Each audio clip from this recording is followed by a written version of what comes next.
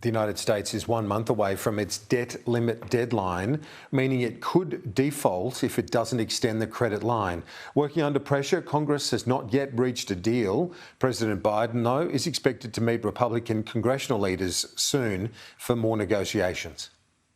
As the saying goes, time is money, and Congress is running out of both fast. Treasury Secretary Janet Yellen says the government could run out of cash to pay its bills by June 1st unless Congress extends the credit line. But some question if that deadline is accurate.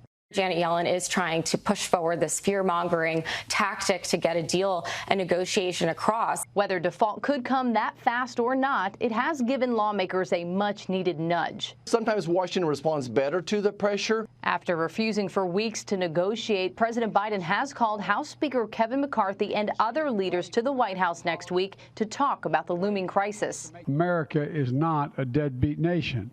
We have never, ever failed to meet the debt. So far, negotiations have looked like a game of chicken. Some Democrats want to simply raise the debt ceiling and move on, but that won't appease conservatives looking to rein in spending.